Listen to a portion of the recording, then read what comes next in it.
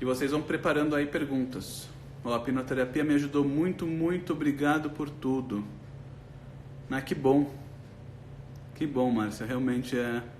que você... Que ajudou no quê? O que você tinha? Conta um pouquinho pra gente. O que você teve? O que você tem hoje em dia? Compartilha aqui com o pessoal, que muita gente ainda acha que hipnose é mito, hipnose não funciona, tem aquela ideia que hipnose não existe. Sim, sim.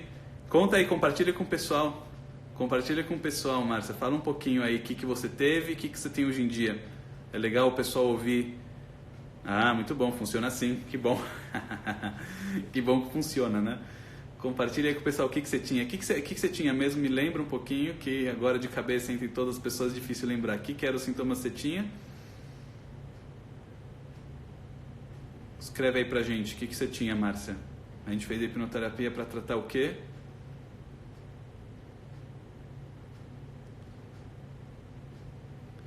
Hipnoterapia ajuda com depressão? É justamente o tema daqui da noite. Você está no lugar certo, no momento certo, no grupo certo. Então fica aqui na live, vai ser justamente o tema de hoje. Participei de um curso de hipnose no sábado e domingo. Não conheci, foi a paixão à primeira vista. Logo nos próximos meses vou fazer meu tratamento. Quero entender por que sinto tanta angústia. Muito bem, Raquel Nascimento. Tudo bem, Raquel. Então é muito legal você ter percebido que o quê? Na hora que a gente vai trabalhar com hipnose, a gente está trabalhando principalmente com o subconsciente, ou seja, lembra que o nosso cérebro tem principalmente duas partes, a parte esquerda dele, que é a parte analítica, a parte racional, a parte que vai construir frases, certo? Onde está a parte do raciocínio lógico, e a gente tem a nossa parte direita, que é a parte imaginativa, criativa, músicas, imaginação e etc. Quando a gente vai trabalhar com a hipnose, a gente em geral está acessando o que é a parte direita, certo? O cérebro mais criativo, que a gente chama de subconsciente, que é a parte mais imaginativa e também onde está mais emocional. E... oh, João Paulo Jucá chegou. Muito bem. E daí o que acontece? Deixa eu convidar ele aqui para entrar na live.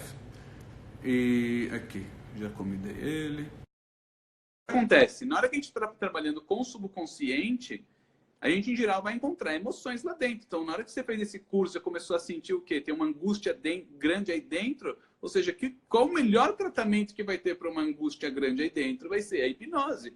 Porque justamente a hipnose ela vai trabalhar muito com o quê? Com essa parte do lado direito do cérebro, com o subconsciente, que é onde estão as emoções, certo? Onde estão aquelas vezes memórias reprimidas, coisas que estão mal resolvidas lá dentro. Entendeu? Então acaba sendo muito rápido, porque com a hipnose você consegue, transcender o consciente da pessoa, acessar o subconsciente e chegar aí na raiz do problema, certo? Então é muito legal. Se você quiser até trabalhar com isso, vai ter um nosso curso que a gente vai dar, mas é um curso de 11 dias, né? Não é um curso de 2 dias, é um curso de hipnoterapia do básico ao avançado que a gente vai ter em setembro, certo? Se você se interessar realmente a ficar um profissional de excelência, então vamos ter aqui em setembro 11 dias, mas vai ser realmente uma imersão, um negócio assim bem sério, com hipnoterapia avançada, várias coisas assim um curso bem encorpado. A gente chora, chora, chora e depois é um alívio. Sim, com certeza. A gente chora, chora, chora e depois é um alívio, com certeza. Por quê? Vamos falar um pouquinho, e é bom que você falou isso daqui. Na hora que a gente vai trabalhar, principalmente com depressão... oh, obrigado, bom que melhorou. Vamos começar um pouquinho. A gente vai falar um pouco de depressão. Ah, chega uma pessoa deprimida, certo? O que é depressão? Em primeiro lugar, a gente sempre tem que tomar cuidado com a palavra depressão. O que é depressão? A depressão é uma palavra que, na verdade, não significa nada. Esse jargão é usado assim por todo mundo. Uma pessoa, às vezes, pode acordar cansada e vai falar, puxa, hoje eu estou tão deprimida. Às vezes a pessoa pode, sei lá, tá com uma dor de barriga, hoje eu estou deprimida. Hoje eu estou deprimida. Todo mundo fala deprimida. O que é a depressão? Tinha síndrome do pânico e depressão e fiz 3 consultas com você e fiquei ótima. Que bom. Muito bom. Bom que você colocou aí o João Paulo. Ah, o João Paulo chegou. Bom que você ficou ótima. Sim, é bom. Ó, pessoal, você vê como a hipnose funciona.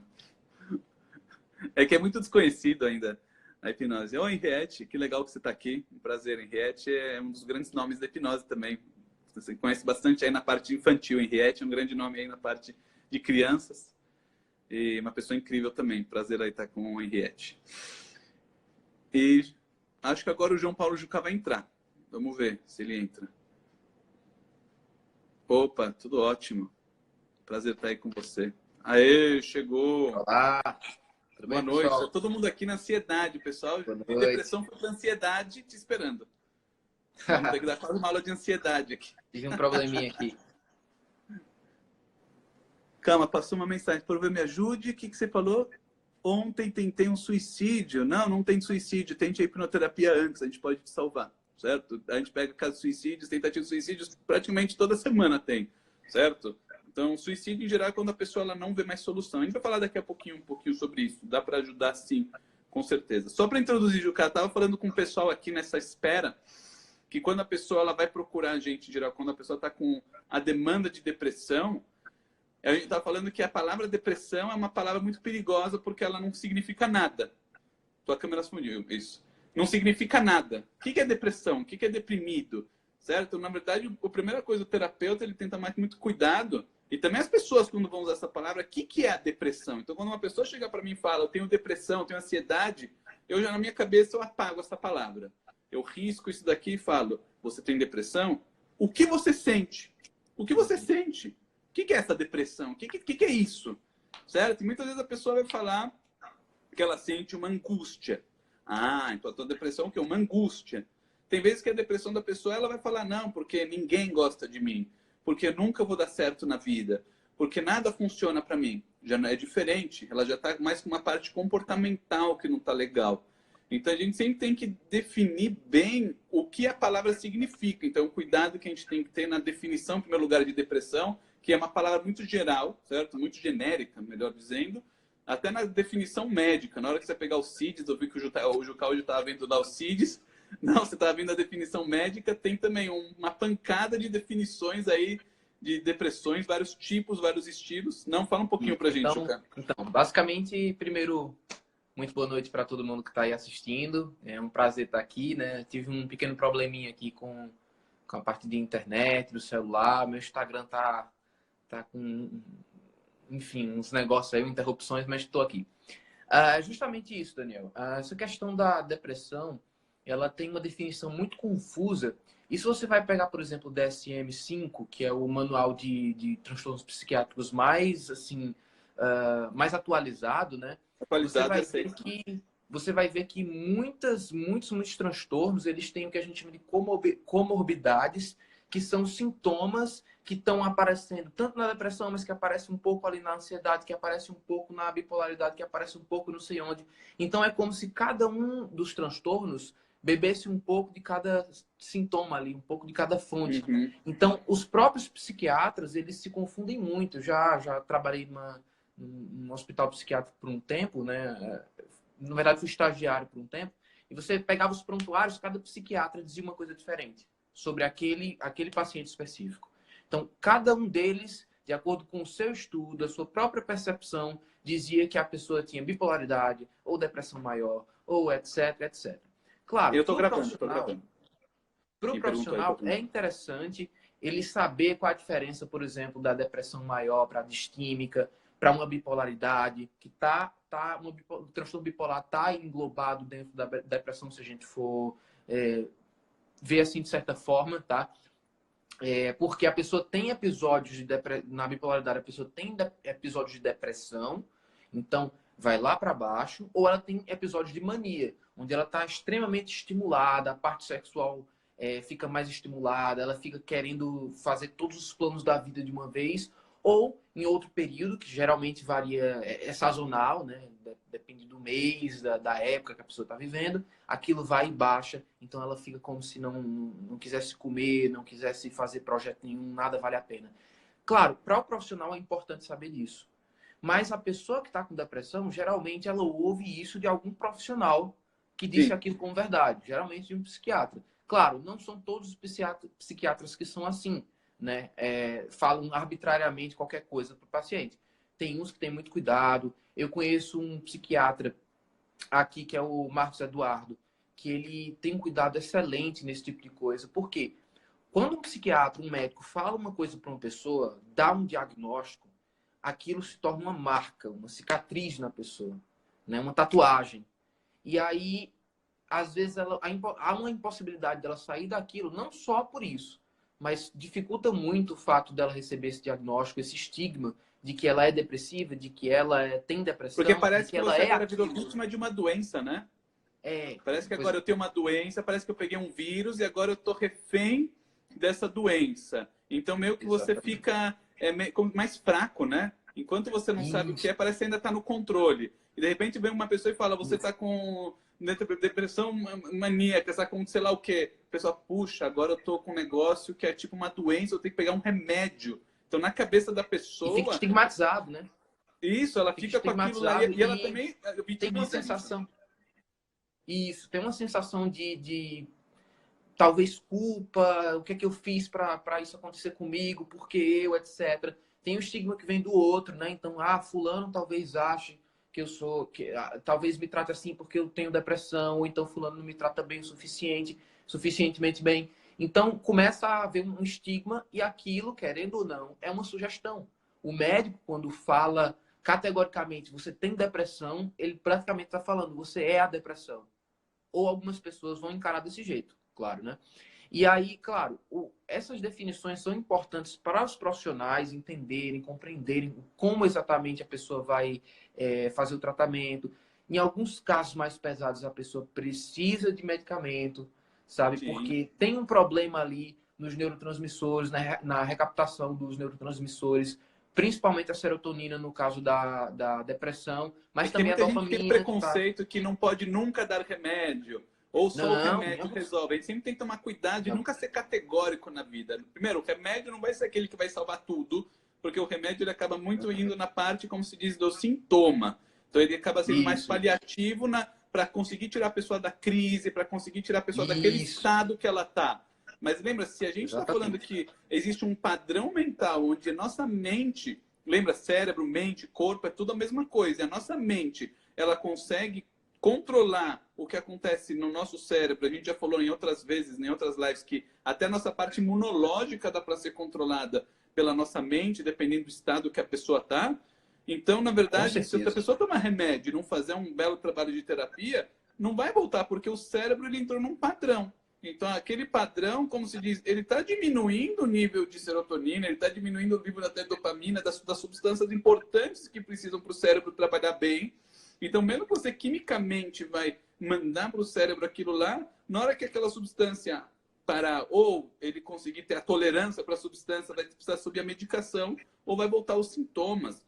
Então, isso é muito importante saber. Mas, às vezes, os remédios também é importante, porque a pessoa não vai conseguir fazer nenhum trabalho de terapia se também não tem um remédio, às vezes, ajudando. Então, sempre, Às cada vezes, caso, exatamente. remédios é só para tirar os sintomas e não resolve o problema. Exatamente, é isso mesmo. O remédio ele ajuda no sintoma e é importante, muitas vezes é. Não dá para falar que não. Tem pessoas que precisam, entendeu? Então, não dá para falar que não, certo? Mas a gente tem que sempre saber a importância de cada um. São coisas totalmente diferentes.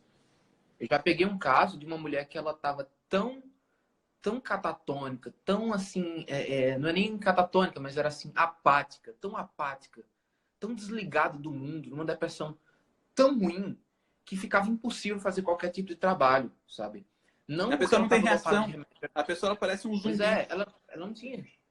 Parecia um zumbi. Teve uma, especificamente essa, que parecia um zumbi. Era impossível trazer qualquer tipo de emoção, era impossível fazer qualquer tipo de trabalho porque não havia resposta. Então, o remédio, por exemplo, ele pode ajudar na recaptação do neurotransmissor de serotonina, né? Porque a pessoa começa a ter, mesmo que seja artificialmente, aqueles recursos de novo, né? Então, ele ajuda nessa recaptação, na inibição da recaptação, desculpa, e a pessoa começa a ter aquela força, nem que seja um pouco de novo, Ela para fez aquele uma pergunta trabalho boa aqui, a de Raquel. Tem alguns psicoterapia. exames para saber que precisa de remédios? Porque ela falou, fui num psiquiatra e parecia que ele estava com a receita pronta. Então, na verdade, não tem exames para medir isso daqui. Isso daqui é feito por diagnóstico. E, na verdade, a maioria dos profissionais que vão lidar, até neurologistas, uma pessoa até Parkinson, esse tipo de coisa, não tem exames que você vai ver. Às vezes existem alguns exames genéticos, mas a maioria é tipo análise clínica. Você vai perguntar para a pessoa fazer uma boa anamnese, ver os sintomas da pessoa e você vai tirar uma conclusão a partir do que ela está te falando. Entendeu? Mas tem muitos profissionais que são rápidos de plano, sei lá o quê, não tem muito tempo para ficar gastando. Eles já têm mais ou menos uma receita pronta, já entregam para a pessoa que é um remédio meio que padrão, entendeu? E vai no que vai. entendeu? Então não tem um exame que vai medir isso daqui, mas a gente sabe que fisiologicamente acontece isso no cérebro, ou seja, existe uma dependência, uma ausência de substâncias, mas também a mente cria isso. Mas interessante que o Juca falou dessa parte de depressão, que a pessoa vem catatônica, que ela vem às vezes tão apática, parece um zumbi, e muitas vezes a medicação não adianta nesses casos. Esse caso é famoso até na literatura médica, que quando a pessoa está em estado de depressão, mesmo remédios não funcionam. Eu peguei um caso assim, e sabe o que foi obrigada a pessoa a fazer? Ela foi levada para terapia de choque.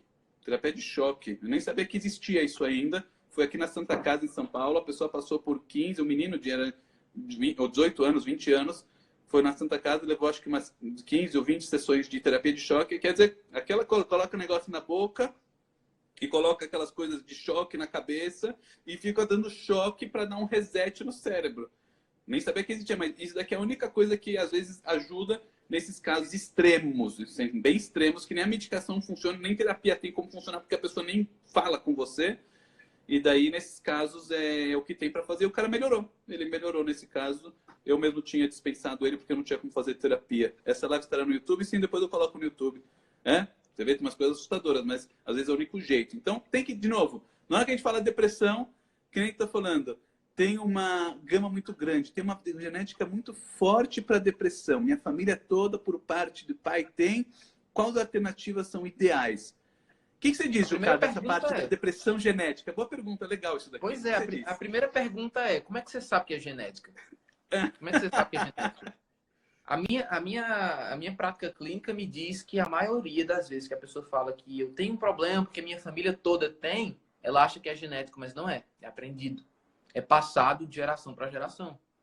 A pessoa não percebe que isso é passado de geração para geração, mas é.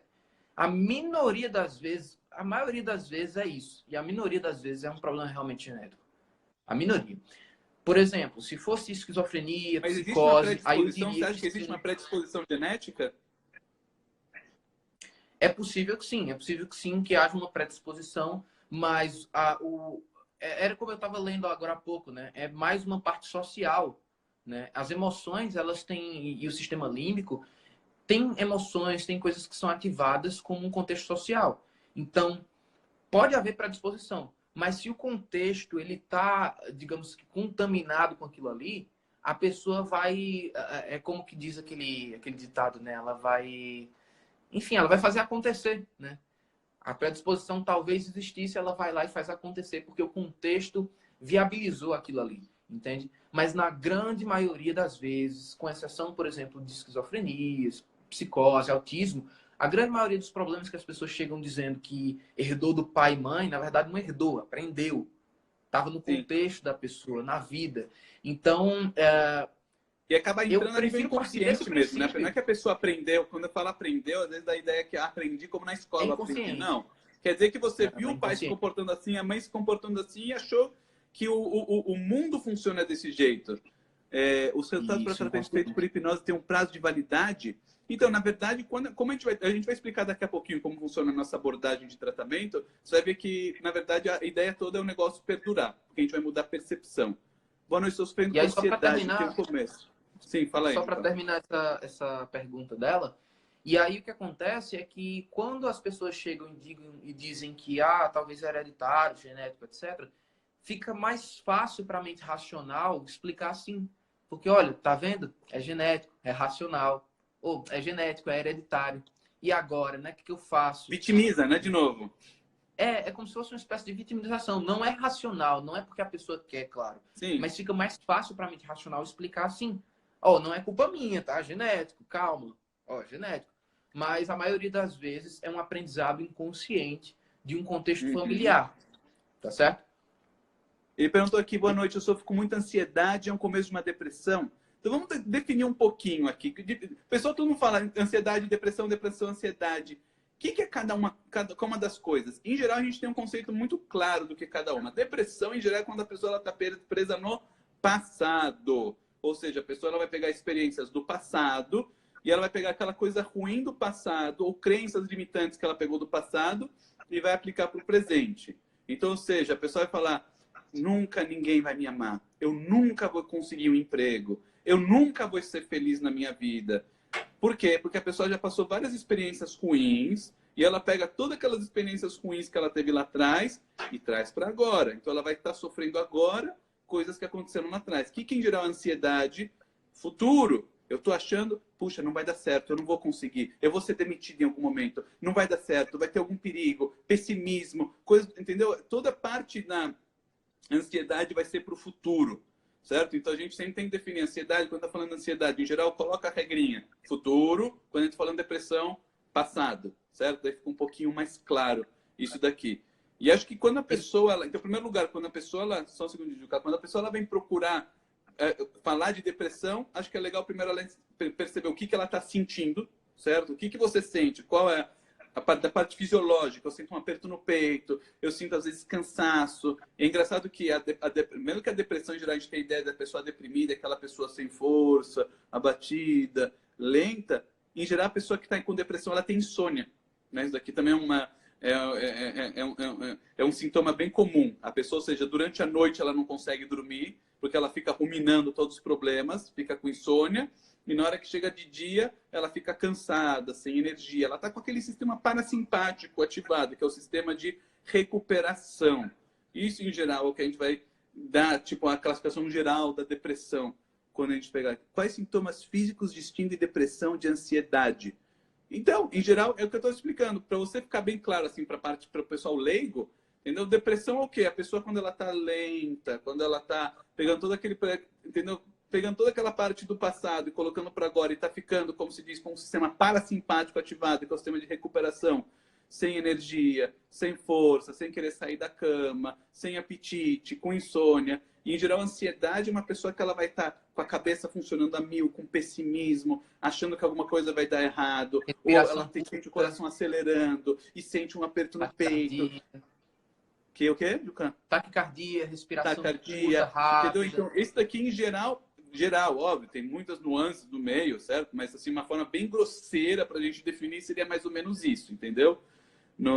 Vamos deixar os casos de cada um pouquinho de lado, porque a gente não vai fazer aqui clínica para cada um, entendeu? Então não vamos perguntar aqui a cada um, porque fica difícil, entendeu? Cada caso tem que ser analisado.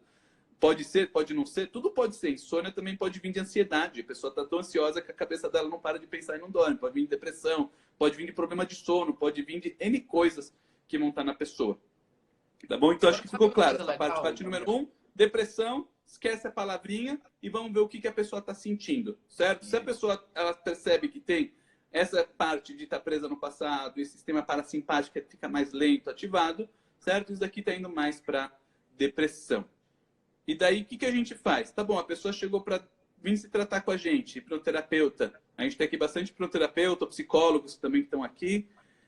Na depressão, como em qualquer doença, precisa muito de autoajuda. A gente precisa se ajudar, certo, correto, e é o que a gente vai falar daqui a pouquinho. Muito bem colocado, muito bem, muito bom.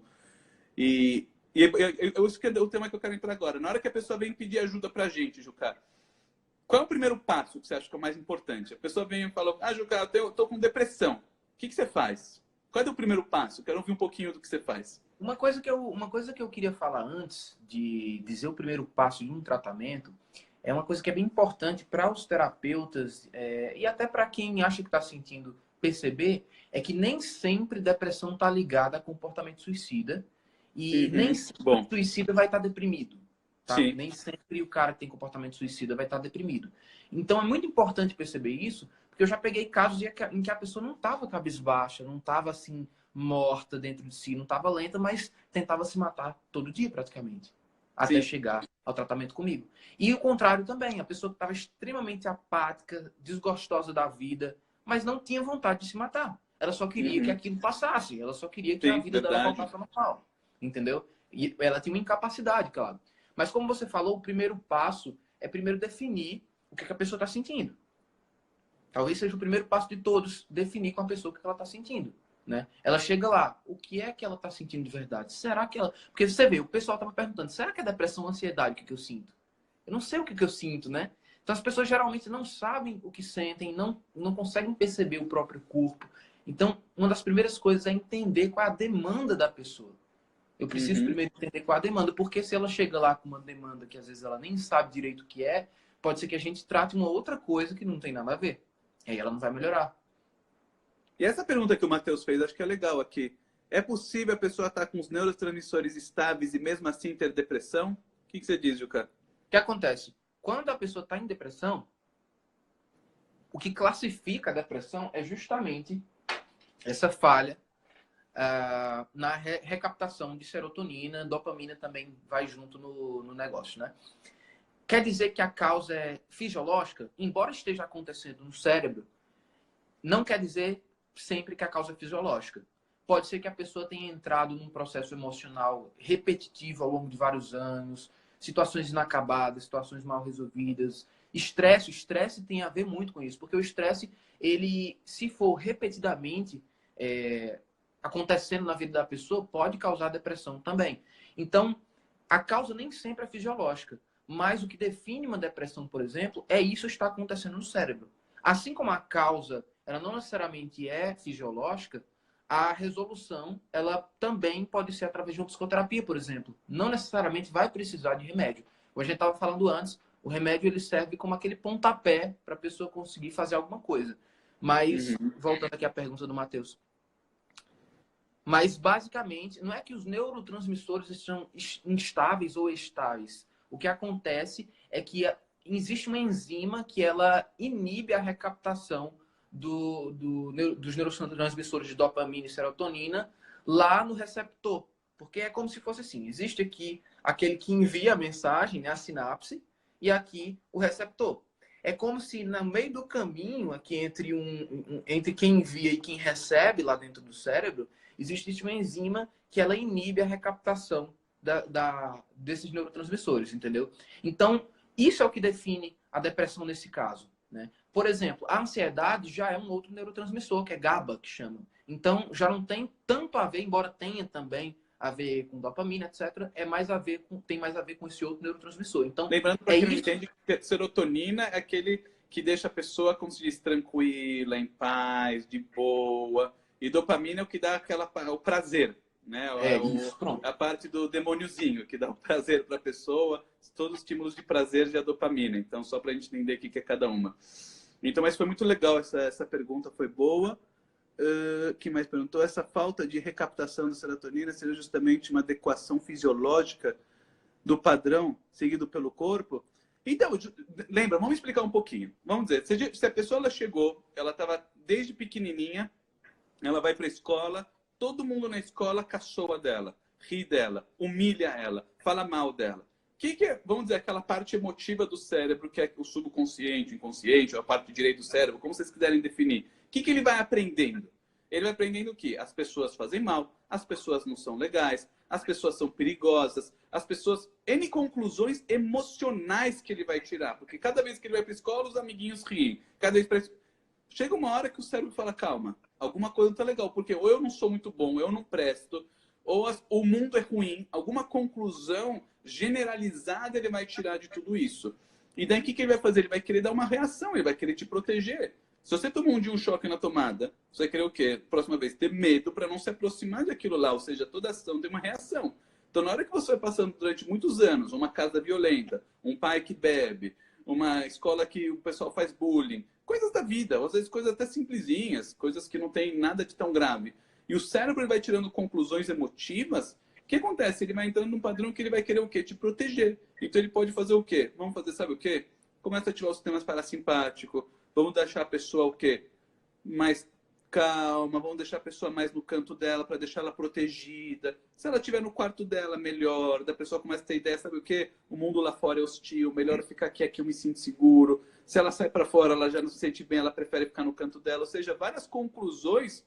Boa noite, pessoal que está chegando agora. Várias conclusões emocionais que está tendo, emotivas que está tendo daquelas situações, para justamente ajudá-la de alguma forma. Quando a pessoa está pensando em suicídio, o que é suicídio? Eu defino o suicídio como duas coisas. Ou a mente se vê presa e não consegue achar uma solução, ou seja, não tem solução, minha vida está acabada, meu emprego está acabado, tudo está acabado, não tem mais o que fazer, a única solução é a morte. Ou seja, isso aqui seria uma conclusão que o cérebro tem de uma situação de escape, onde não tem mais nada. Então você, como terapeuta, vai fazer o quê? Abrir um caminho. E na hora que você abre o caminho, acabou aquilo, vai embora. Ou às vezes a pessoa está querendo chamar a atenção da família, coisas do gênero. Mas na maioria dos casos é isso, a pessoa não vê solução. Então, na hora que a gente vai abrir essa percepção da pessoa, essa mudança já acontece, Juca. Uma coisa muito importante, só para clarear isso que você disse. Quando a gente fala chamar a atenção da família, não quer dizer que a gente não tenha que dar atenção à pessoa que tá fazendo isso. Isso, é importante, é muito Ela bom. tá pedindo, é um pedido de socorro. Porque o senso comum diz que tá querendo só chamar a atenção e deixa a pessoa para lá e acha que não deve dar atenção. Pelo contrário, quando ela está querendo chamar a atenção da família através de tentativas de suicídio, é porque ela está num último pedido de socorro. É assim que eu também defino o suicídio, né? Além de ser esse ponto final de não ter mais solução, não ter mais saída, é também um grande pedido de socorro. É a tentativa máxima de acabar com aquela dor que a pessoa está sentindo, né? Mas, como eu disse, não tem a ver necessariamente com depressão, embora muitas vezes está ali atrelado, né? Mas algumas vezes não está. Algumas vezes a pessoa está com ansiedade e quer se matar, né? Com pânico quer se matar. Eu já recebi clientes que estavam sentindo síndrome do pânico, crise de pânico, toda semana e que queriam se matar. E outros com depressão. Então, voltando ao passo lá, né? Do que fazer, Daniel. Sim, do que fazer. É isso que eu queria entrar. Vamos lá. Agora a gente como hipnoterapeuta. O que a gente faz? E aqui tem muitos hipnoterapeutas, psicólogos acompanhando. Legal quem é do ramo. O que a gente faz? Chegou a pessoa aí para vir tratar depressão. O que a gente faz? Vai tirar remédio da pessoa? Não, nunca tirei remédio de ninguém, certo? Nunca mexa nos medicamentos. O que a gente faz? Então, vou falar primeiro a minha experiência. O que eu faço? Certo? Até legal a pergunta que a Raquel fez aqui. Fazer o tratamento de hipnoterapia. Eu resolvo o problema da angústia, sentimento de inferioridade, enfim, posso tratar depois. Bulimia, por exemplo, na mesma terapia. Toma um pouquinho como funciona o nosso pensamento de terapia. Chega uma pessoa para mim com depressão. Em primeiro lugar, eu vou fazer o quê? Vou querer analisar o que é essa depressão dela. Em geral, muitas vezes, na verdade, a maioria das vezes, a depressão dela, ela vai ser o quê? Emoções ruins que estão reprimidas, muito da psicodinâmica, muito de Freud, muito de que existe algo lá dentro que está causando esse problema. Algo reprimido e mal resolvido lá dentro que está causando sintomas. Isso aqui são coisas da vida. Qual o primeiro lugar, qual a primeira parte que a gente faria? Se eu percebo que não é uma coisa comportamental, não são crenças da pessoa, ela sente uma angústia muito forte, ela sente um vazio muito forte, ela sente algo, como se diz, emoções estão muito fortes, primeira coisa eu vou fazer o quê? A gente esquece os sintomas. Eu não importa depressão, bulimia, etc. Esquece os sintomas, porque eu já estou entendendo que existe algo lá dentro que está causando isso. Então, a gente, em primeiro lugar, vai fazer, como se diz, o que a gente chama de hipnoanálise, de ir ver, na verdade, usando a técnica analítica, que seria da psicodinâmica, a gente utilizaria isso aqui associado à hipnose para cavucar lá no subconsciente da pessoa a raiz do problema. Então, você consegue, às vezes, falar, tô com bulimia, eu tô com angústia, eu tô com sei lá o quê, e você vai chegar e é um evento que aconteceu lá com 2 anos, e aquele treco mal resolvido com 2 anos está até hoje crescendo, e causando os problemas que você tem hoje em dia. Entendeu? Então, na verdade, o legal da hipnose, diferente de uma terapia convencional, é que ela consegue, como se diz, abrir aquele alçapão, chegar, como se diz, naquela programação, que nem você chega no software que tem do programa, e você consegue ver a programação de tal problema, entendeu? Então, ficava sendo muito mais fácil da gente identificar. Então, número 1, se eu percebo que tem algum problema emocional com a pessoa, se tem alguma coisa que são emoções que estão ruins, o que a gente vai fazer? A gente vai usar essa hipnoanálise para chegar na raiz do problema, ou seja, vou usar a hipnose, a gente vai fazer a pessoa entrar no estado de transe, a gente pode usar várias técnicas, seja da criança esclarecida, a gente vai usar regressão, ou a gente pode usar N técnicas que vão chegar na raiz do problema, pode usar de visualização, pode ter terapia de pares, etc., para chegar na raiz do problema e resolver essa questão. Só que a gente tem um dos grandes nomes da hipnose no caso de depressão, que é Michael Yapko. Yapko, ele foi, na verdade, aluno de Erickson, sabia, Juca? Ele foi um dos grandes alunos de Erickson. Né? Foi aluno de Erickson. O Jeffrey Zeig falou que é amigo dele. Certo? O Jeffrey Zeig também, um dos alunos de Erickson, estava lá com ele estudando. E Yapko, na verdade, o nicho dele é depressão, que ele mais trata, hoje em dia, o maior nome da depressão com a hipnose é Yapko, por quê? Antes de Yapko, todas as pessoas falavam, não se trata a depressão com hipnose não funciona para depressão. E Iapo até traz no livro dele que a técnica, a abordagem psicodinâmica no caso de depressão, ele é o que menos tem sucesso. A abordagem comportamental é o que mais tem sucesso e a da psicodinâmica é a que menos tem sucesso. E por quê? Qual a lógica disso daqui? Na hora que a gente falou que a pessoa, quando está em depressão, ela está presa no passado. Então ela está, às vezes, com muitas crenças ruins, muitas coisas negativas. Nunca ninguém vai ser bom comigo, eu nunca consegui nada. Se você começa a chegar e começa a cavucar o passado da pessoa, você começa a trazer à tona todo aquele passado podre. Então ela já estava na depressão revivendo aquele passado, já estava com o cérebro meio que bugado, trazendo toda aquela coisa ruim para o agora, revivendo e sentindo todo o ruim lá de trás agora, porque o cérebro está trazendo. Se você agora vai pegar e começar a mexer nas coisas do passado e trazer, você vai fazer o quê? Aumentar muito mais aquele problema, certo? Então isso que o Iapo ele fala que tem que tomar cuidado. Então na hora que a gente vê que a depressão da pessoa ela é causada por crenças, certo? Isso que ele coloca aqui, eu até peguei um trecho do livro dele, ele fala, olha só, a depressão está intimamente ligada com as crenças, certo? Então, na verdade, por Iapo, o principal do que a gente vai tratar de uma pessoa deprimida vai ser o que? Desafiar os mecanismos de crença da pessoa, porque a pessoa ela vai ter conclusões que ela vai tirar errada, ou seja, ela vai ter várias crenças que ela vai ter erradas, e a gente vai ter que, o quê? Como terapeuta, saber quebrar isso daqui, conseguir desafiar isso daqui, conseguir mudar a percepção dessas crenças. Ah, e por que a pessoa tem crenças? Certo? Isso aqui não é pergunta, certo? Isso aqui é genérica. A pessoa, ela acredita no que ela quer. Por que a gente acredita no que quer? Cada um tem uma vivência, cada um tem um estilo de vida, e a gente vai tendo crenças na nossa vida. E Iapo, ele traz um conceito que é legal de ambiguidade. O que é ambiguidade? Acho que a ambiguidade que você vai falar é a mesma coisa que eu ia falar sobre o duplo vínculo. Tenho quase certeza do quê? Que é a mesma coisa. Duplo vínculo. Ambiguidade, vamos ver. Só falar o conceito de ambiguidade, daí vai para você falar aí. Ambiguidade, o que é ambiguidade? A ambiguidade que Iapo traz é o quê? A pessoa, ela passa na vida dela vários eventos que são eventos neutros. Por exemplo, liguei para uma pessoa, eu liguei lá para minha sogra, e ela foi lá, tocou, ela não atendeu o telefone. Foi um evento neutro. Por quê? Pode ser que ela não estava em casa, pode ser que ela está no banho, ou pode ser que ela não quis falar comigo. Só que acontece, a gente vai poder interpretar esse evento de N formas. Eu posso, na minha cabeça, falar, puxa, ela deve estar ocupada agora, eu ligo depois. Só que às vezes uma pessoa está com crenças na cabeça dela ruins.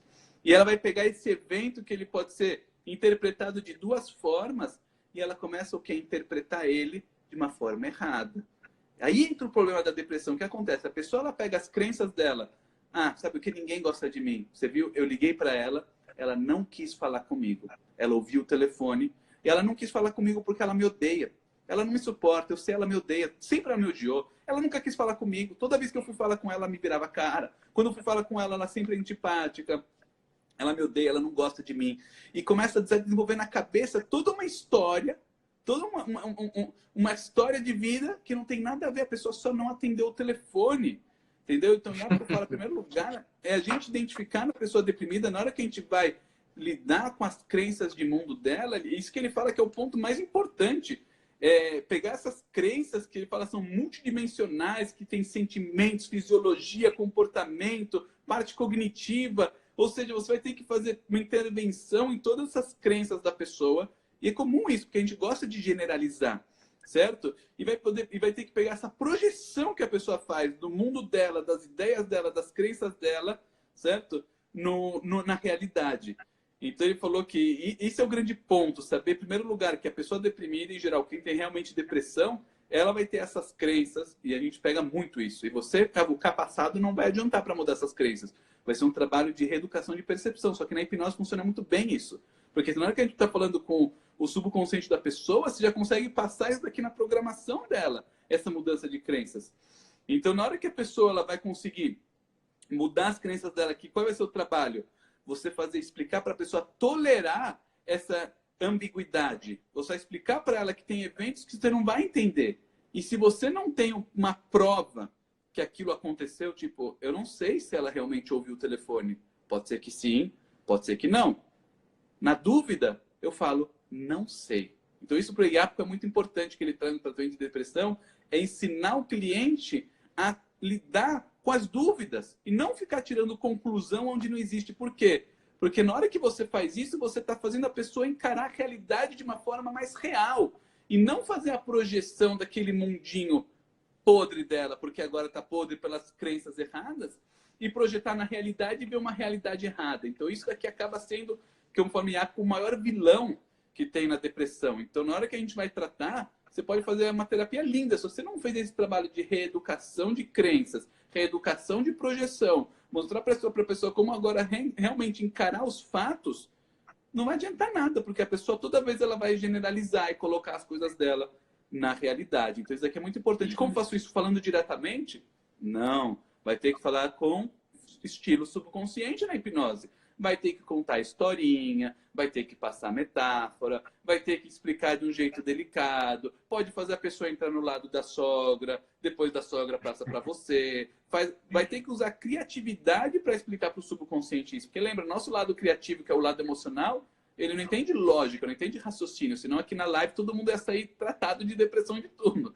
Não é assim que funciona, a gente vai ter que trabalhar com o nosso lado emotivo. E é aí que funcionam as mudanças.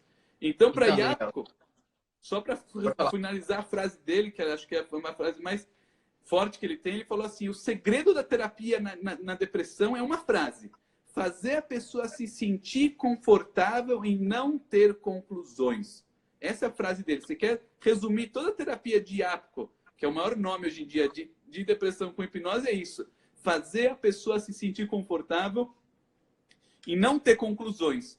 E falou, enquanto a pessoa ela não for capaz de tolerar essas incertezas, essas dúvidas, ele vai continuar com os problemas, vai pegar as verdades dele colocando no mundo, e a pessoa vai ter a verdade dela projetada no mundo e vai ter um mundo podre. Entendeu? Então esse é o primeiro passo. Juca. Eu queria falar um pouco sobre o duplo vínculo, que não é exatamente a ambiguidade, mas é um pouco parecido. Já pegando aqui o que a Raquel Nascimento falou. Ela falou o seguinte: na maioria, os pais nos colocam as coisas e acreditamos e fazemos disso nossas crenças. No caso, influenciada pelas crenças dos meus pais. Noto isso. Isso foi lá na minha infância. É basicamente isso que acontece com quase todo mundo que tem diversos tipos de problemas. Essa influência, por exemplo, dos pais. E o duplo vínculo é mais ou menos isso. Só que, na verdade, não é mais ou menos isso. Tem a ver com crenças, mas tem a ver com crenças diferentes que entram em conflito. Por exemplo, o pai diz, eu não sei se é o que aconteceu com a Raquel, mas vamos supor que o pai dizia que ela tinha que ser mocinha, que tinha que se cuidar, que tinha que se guardar, que tinha que ser fofinha, delicada, etc, etc. E ele dizia isso para ela sempre, desde que ela nasceu. A mãe dizia que ela tinha que ser uma mulher forte, guerreira, independente, etc, etc. E começou a incutir crenças outras ali na mente da pequena Raquel. O que acontece no duplo vínculo é esse conflito entre crenças que vêm de pessoas importantes, né, relevantes para a pessoa, e que esse conflito deixa a pessoa numa cisão de identidade ali, né? Isso pode ser uma das características tanto da psicose, quanto pode resultar em depressão. Porque, veja só, se eu estou no meio de uma fenda ali entre crenças de pessoas muito importantes para mim, e de repente eu não sei nem qual é a minha crença de verdade, de repente eu não sei nem onde é que está a minha identidade de verdade, eu começo a cair. Eu começo a não ter mais chão, eu começo a entrar em depressão. Né? Quer dizer que claro, a pessoa não tem identidade, ou seja, ser um vácuo, né?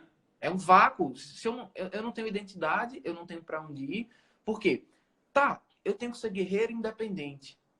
Mas se eu for guerreiro independente, eu vou estar indo contra aquilo que eu fui ensinada, que é de ser uma mulher delicada, dependente do marido, princesinha. Então ela começa a ir para um caminho, mas ela vai para o passado, como você estava dizendo. Ela vai para o passado, vai para uma crença do papai. Beleza, então ela para de ir para aquele caminho, ela para de andar, porque foi contra a crença do papai. Só que quando ela para de andar, ela está indo contra a crença da mamãe. Entende? Então, de toda forma, ela está indo contra uma crença que está ali incutida nela, que está enraizada.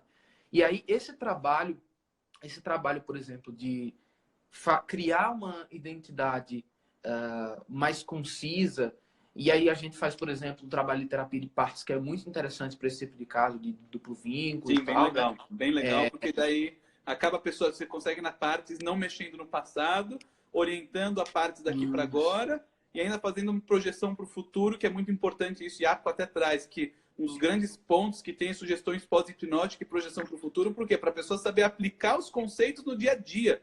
Você tem que usar a hipnose por quê? Para a pessoa imaginar ela usando aquilo agora. Então, na partes, é muito legal para a depressão, justamente para você usar de uma forma mais neutra essa terapia. Bem legal. E aí, só uma coisa para finalizar essa parte do duplo vínculo, é que primeiro explicar um pouco sobre o que é partes. Partes, todos nós temos partes. Aquela parte que acredita na crença do papai, aquela parte que acredita na crença da mamãe, uma parte que é responsável, uma parte que que gosta da desordem, da criatividade, da brincadeira. Então, todos nós somos constituídos de partes. É como se tivesse personalidades dentro da gente. Isso aqui vem da terapia de ego, vem bastante do psicodrama, Virginia Satir. E o Watkins foi aquele que desenvolveu bastante a terapia de ego, até que Roy Hunter desenvolveu ainda mais ainda, com Charles Tabet foi o professor dele. Então, ou seja, tem toda uma história essa terapia de partes, mas a ideia principal que o Juca está falando é o quê? É como se você tivesse dentro do seu inconsciente o pai, ou seja, tem aquela figura paterna, com a personalidade dele na sua mente. Você tem a tua mãe com a personalidade dela na sua mente. E é todas as pessoas que te cercam, você tem, como se diz, partes dentro de você, então, e você também tem partes suas, certo? A parte da segurança, a parte do desejo, a parte de prazer, a parte de sucesso. Várias partes que o subconsciente tem construído. Você consegue, na hipnose, meio que separar essa parte com a função dela. E a gente, na hora que separa, consegue fazer meio que uma mediação dos conflitos que tem entre as partes. Então, vamos dizer, uma parte de segurança, ela quer deixar a pessoa comendo bastante para se sentir segura. Come bastante doce, que aí você vai estar segura. E a parte de saúde fala, não, eu quero ver você feliz, saudável, com um corpo bonito. Então, a gente tem um problema de partes. E a terapia de partes, ela consegue resolver esse conflito e fazer as duas chegarem num acordo em comum. Tá? E o que eu ia falar era basicamente que com a terapia de partes, por exemplo, para resolver depressão, a gente mostra para quem é terapeuta que está acompanhando que nem sempre a gente precisa utilizar regressão, por exemplo. E nessa questão de depressão, como você estava falando, na perspectiva do IAPCO, é bem interessante, porque se a pessoa já está presa ao passado, se cada frase que foi falada para ela fica sendo repetida na mente dela, se aqueles caminhos neurais estão ali, aquelas conexões neurais estão ali repetindo toda hora, ela ouve a frase do papai, da mamãe, do namorado, não sei quem, sempre voltando ao passado, voltando. Por que a gente vai voltar a esse passado? Às vezes a gente pode fazer isso. Eu já tratei depressão com regressão. Sim. Mas é necessariamente com regressão que se trata, porque tem algumas perspectivas de hipnoterapia que trabalham só com regressão praticamente. E não é só regressão que a gente utiliza. Num caso como esse, terapia de partes, claro, a gente vai ter que analisar caso a caso. Mas terapia de partes é excelente, porque a gente integra, entende que partes são essas, integra e a pessoa pode ir no presente. É como diz a Gestalt terapia, que é a minha abordagem principal de formação, de especialização. Aqui, agora e adiante. Paul Goodman é o nome do cara que fez essa frase. Ele tem um livro chamado Here, Now and Next. Aqui, agora e depois. Né? É meio parecido com o Erickson. Não tem para passado. É aqui, agora e depois. Então, para esses casos de depressão, é muito importante. E daqui a pouquinho eu quero falar mais uma coisa que é super importante, que é o contexto sistêmico. Mas tem perguntas aí. Está acumulando aí um livro de perguntas aqui embaixo. Vamos lá. Primeiro, a terapeuta Mirelle Góes está perguntando qual é o livro do IAPCO para você dizer aí. Seria a tradução em português, Tratando Depressão com Hipnose. É um livro que tem uma capa laranja. Né? Mas é em inglês o nome. Treating Depression with Hypnosis. Uma coisa assim. Eu não tenho agora, estou com o celular. Eu até ia pesquisar, só que vocês acho que você consegue mais fácil. Estou com o celular fazendo a live, não consigo ver. Mas é um livro de capa laranja. Vou anotar aqui. Treating Depression with Hypnosis. Achou? Não, tô só escrevendo aqui. Coloca aí no Google, é o livro principal dele, é um livro com capa laranja. Michael Yapko. Infelizmente não tem em português, né? Não tem. E aqui, você pode usar submodalidade para depressão? Então, lembra, submodalidade, o que é a submodalidade? Uma técnica de PNL que você acaba fazendo o quê? A pessoa ela trocar de modalidade. Tem várias modalidades, tem a parte sinestésica, o visual, e você troca a modalidade. Isso aqui é meio que uma tapeação para o cérebro. Vamos dizer, a pessoa está com uma angústia. E você vai fazer a submodalidade, vai fazer o quê? A pessoa visualizar, imaginar essa angústia saindo com uma forma, certo? Um exemplo, e ela troca, vira uma flor que se transforma num arco-íris e explode. Legal, a pessoa ela vai sentir que aquilo lá foi embora. mas aqui você fez o quê? Você ajudou a pessoa só no sintoma. Lembra, aquela angústia, o problema dela não é só o sintoma. Houve um monte de carinha aqui. Não é só o sintoma. Essa angústia, ela tá vindo por quê? Porque existe, que nem a gente falou, crenças, padrões, entendimento. E é isso que causa aquela angústia. Você pegar e ficar usando submodalidade para tirar esse sintoma, legal, você tirou o sintoma, a pessoa não sente aquilo, mas depois aconteceu o quê? Depois de um tempinho, volta. Entendeu? Então esse é o grande ponto. Usar a submodalidade para esse tipo de caso que exige uma coisinha mais profunda, o que acaba fazendo? Acaba só tapeando, porque submodalidade é legal para você precisar de uma coisinha simples, uma dor de cabeça, legal. Agora, casos que envolvem, que a gente falou, a depressão, como ela, a crenças da pessoa, vivência de mundo, percepção, projeção, a submodalidade acaba sendo muito fraquinha nisso daqui, né? Então, isso daqui é a pergunta. Boa noite. Boa noite, quem está vindo. Ô, Daniel, tem uma moça que fez um tratamento com você, disse que precisou sair, mas que estava adorando a live. Ah, sim, sim, eu vi. Ela falou que conseguiu se resolver. Fiquei muito feliz que ela fez 3 sessões com você, live, né? E colocou o depoimento dela. Então, você viu aí, pessoal, que está aí. Ela participou. Que mais tem de pergunta? Caramba, exatamente, estou perdida dentro de mim. Urgente, meu tratamento com hipnoterapia. Agenda, estamos aí. A gente atende das 8 da manhã às 8 da noite. Por quê? Porque muita gente precisa. É justamente isso. A gente trabalha aqui que nem condenado para ajudar as pessoas. A religião como código moral pode ajudar a pessoa a decidir qual das crenças internas seguir? Boa pergunta, gostei da pergunta. A religião, na verdade, ela tem duas coisas. A religião ela é vista como algo que, em primeiro lugar, ela dá esperança. E isso aqui é um outro ponto que Apko traz bastante, que é, em geral, a pessoa que ela está deprimida, ela não tem esperança. Ela fala, nunca vai mudar, nunca vai acontecer. Ela generaliza que, como foi até hoje, o padrão vai se seguir para sempre, certo? E a ideia toda do que você como terapeuta é fazer, não quer dizer porque até hoje foi uma droga que vai ser assim para sempre. Pode ser que vai mudar. E daí, de novo, você tem que passar esse conceito de esperança para a pessoa de várias formas. Pode dar exemplos, pode pegar a história. Quando eu estava agora no Jeffrey Zeig, ele contou a história do Viktor Frankl. Ouviram falar do Viktor Frankl, aquele sobrevivente de 4 campos de concentração que fez logoterapia, certo? E no meio da terapia ele contou a história do Viktor Frankl, sabe? Tem uma pessoa, Viktor Frankl, amigo meu, não pode mais. Era para ser mais, né? Viktor Frankl. Certo? A gente está falando do Viktor Frankl, que é o... Qual o nome do livro dele? É Em Busca do Sentido. Em Busca do Sentido. Muito bom. Muito bom livro, indico aí para vocês, muito legal, certo? Para todo mundo, nem precisa ser terapeuta. Indico para todo mundo. Para todo mundo. O livro já está quase na 40ª edição. O bicho vende que nem água, certo? Um livro muito legal. E parece muito com o livro do Primo Levi. Também é Isto Homem. Quem não conhece, Isto Homem também é bem legal, bem parecido com o estilo dele. Deixa o pessoal voltar, dá só mais 30 segundinhos que a gente volta ao que eu estou falando. Está falando, então... Enquanto isso, eu dou uma olhada nas minhas notas aqui. Sim, a gente está falando o quê? Sobre religião é uma porta de esperança. Isso, exato. Religião. Então, na hora que a gente vai passar essa esperança para a pessoa, então a pessoa vai acreditar que existe um Deus, que existe uma força superior, que ela pode confiar em algo maior, que não é tudo que está na mão dela, existe algo que supervisiona, existe uma inteligência superior. O que a pessoa está fazendo nisso? Ela está tirando todo aquele peso dela. Isso aqui está dando esperança. Está, às vezes, entendendo que existe um sentido maior para as coisas. Mesmo que agora eu estou sofrendo, existe um motivo espiritual por detrás. Seja por causa de encarnações, seja por causa de concertos ou karmas, ou a religião que seja, certo? Cada um com a sua religião, com a sua visão de mundo.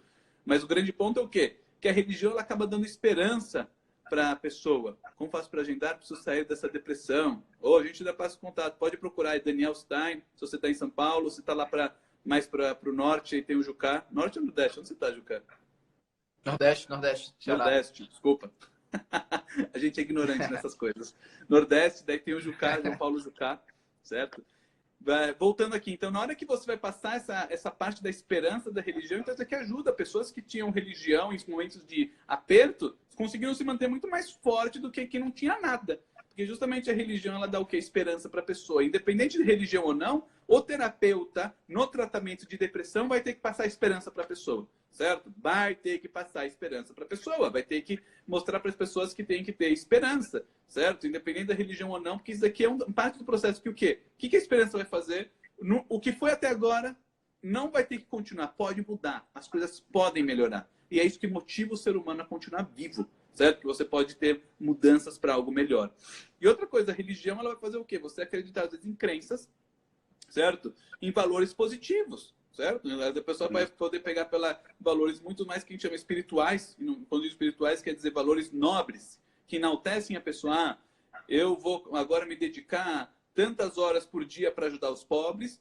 E nisso que a pessoa ela vai estar sendo altruísta, ela vai estar fazendo coisas, como se diz, elevadas a nível, como se diz, de atitude. Isso vai também elevando a pessoa, vai deixando a pessoa se sentindo de uma forma mais significativa na vida. Então, isso daqui também pode dar mais sentido para aquilo que ela faz a pessoa. Ela acaba sendo menos egocêntrica e dando mais sentido. Isso daqui acaba dando motivo.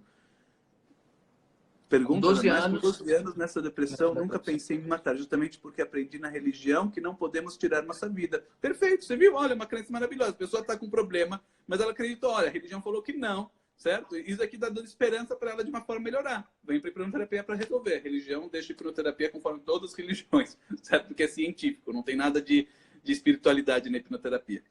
Daniel, tem uma outra pergunta aqui que eu gostaria de responder e partir para a parte dos problemas sistêmicos Vai lá, na questão legal. da depressão. O Insano, que eu ainda não sei o nome real dele, mas dá seu nome, Insano. Não fica assim, Insano. Dá seu nome.